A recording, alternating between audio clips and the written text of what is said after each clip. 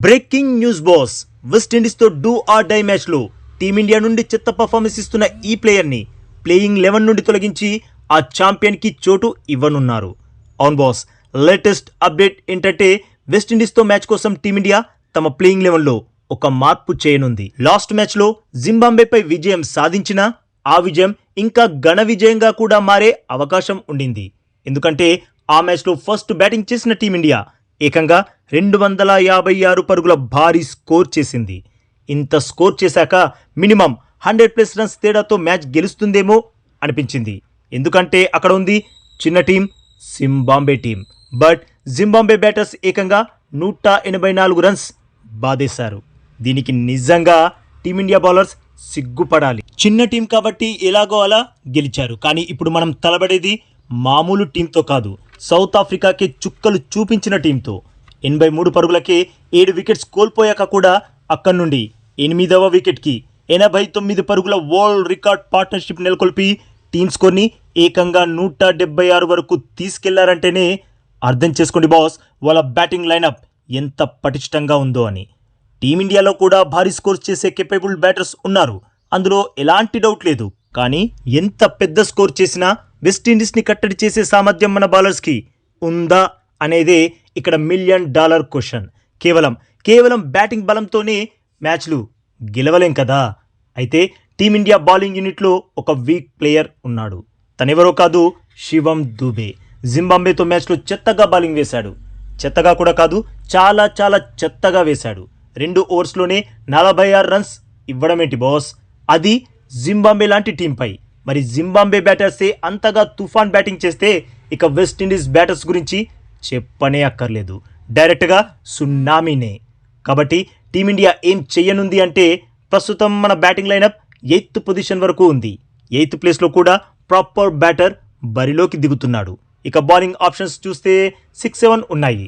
అయితే కీలకమైన వెస్టిండీస్తో మ్యాచ్లో 8 మంది బ్యాటర్స్తో కాకుండా 7 బ్యాటర్స్తో బరిలోకి దిగాలి అనుకుంటుంది టీమిండియా. ఒక బ్యాటర్ షాట్తో, అది ఎవరో కాదు, శివం దూబే. ఈ శివం దూబే స్థానంలో టీమిండియా ట్రంప్ కార్డ్ ప్లేయర్ని రంగంలోకి దించాలి అనుకుంటుంది. ఈ ట్రంప్ కార్డ్ టీమిండియాకి విజయాన్ని అందించగలడు, సెమీస్కి చేర్చగలడు. ఆ ట్రంప్ కార్డ్ ఎవరో కాదు, కుల్దీప్ యాదవ్. ఈ చైనామన్ బౌలర్ ప్లేయింగ్ 11లోకి వస్తే ఇటు బ్యాటింగ్ యూనిట్ అటు బౌలింగ్ యూనిట్ అత్యద్భుతంగా సెట్ అయిపోతుంది.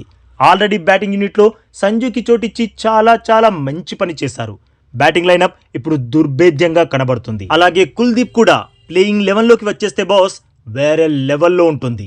ఎందుకంటే జస్ప్రీత్ బుమ్రా, హర్షదీప్ సింగ్ ఫస్ట్ స్పెల్ అయిపోగానే మిగిలిన బౌలర్స్ చేతులెత్తేస్తున్నారు. ఆల్ ఆఫ్ సడన్ వరుణ్ చక్రవర్తికి ఏమైందో తెలియట్లేదు. తన మిస్టరీ స్పిన్తో మిడిల్ ఓవర్స్లో వికెట్స్ కూల్చి మ్యాచ్ని మన వైపుకు తిప్పే వరుణ్ చక్రవర్తి వికెట్స్ అందించకపోగా భారీగా పరుగులు సమర్పించుకుంటున్నాడు. తన బౌలింగ్లో జింబాబ్వే బ్యాటర్స్ రివర్స్ స్వీప్తో 6లు బాధేశారు.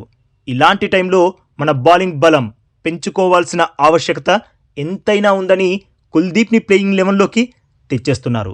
దీంతో 4 ఓవర్స్ వేసే perfect bowler, match winning bowler టీంలోకి ఎంట్రీ ఇచ్చినట్లే. దాంతో వెస్టిండీస్ బ్యాటర్స్ని అనుకున్న దానికంటే ముందే కట్టడి చేసే స్కోప్ ఉంటుంది. ఇక్కడ ఇంకో విషయం ఏంటంటే బాస్, ఇప్పుడు టాప్ 7 బ్యాటర్సే ఏం చేయలేకపోతే 8th పొజిషన్లో వచ్చే శివం దూబే ఒక్కడే ఏమీ చేయలేడు. 7 బ్యాటర్సే గెలిపించలేంది 8వ స్థానంలో వచ్చి మ్యాచ్ని గెలిపించడం అసాధ్యమే. కాబట్టి వెస్టిండీస్ని చిత్తు చేయడానికి 7 బ్యాటర్స్తో పాటు 4 పర్ఫెక్ట్ బౌలర్స్ని రంగంలోకి దింపనుంది టీమిండియా. మరి సెమీస్కి క్వాలిఫై అవ్వడానికి జరగబోతున్న కీలక మ్యాచ్లో టీమిండియా ప్లేయింగ్ 11 ఎలా ఉండబోతుంది అంటే ఓపెనర్స్గా అభిషేక్ శర్మ, సంజు శాంసన్. ఫస్ట్ డౌన్లో ఇషాన్ కిషన్. 4th ప్లేస్లో సూర్యకుమార్ యాదవ్. 5th ప్లేస్లో తిలక్ వర్మ. 6th ప్లేస్లో హార్దిక్ పాండ్యా. 7th ప్లేస్లో అక్షర్ పటేల్. 8th ప్లేస్లో కుల్దీప్ యాదవ్. 9th ప్లేస్లో వరుణ్ చక్రవర్తి. 10th ప్లేస్లో హర్షదీప్ సింగ్. ఇక 11th ప్లేస్లో జస్ప్రీత్ బుమ్రా. ఇది బాస్ మన ప్లేయింగ్ 11 పర్ఫెక్ట్గా ఉందా? శివం దూబే స్థానంలో కుల్దీప్ని తీసుకుని టీమిండియా సరైన నిర్ణయమే తీసుకుందా? ఈ విషయంలో మీ ఒపీనియన్ ఏంటి బాస్? కామెంట్ చేయండి. అలాగే ఈ లేటెస్ట్ అప్డేట్కి ఒక్క లైక్ కొట్టి మన ఛానల్ని ప్లీజ్ సబ్స్క్రైబ్ చేసేసుకోవచ్చుగా బాస్. ఇక ఈ వీడియో చూసినందుకైతే మీ అందరికీ దిల్ సే థ్యాంక్ యూ బాస్.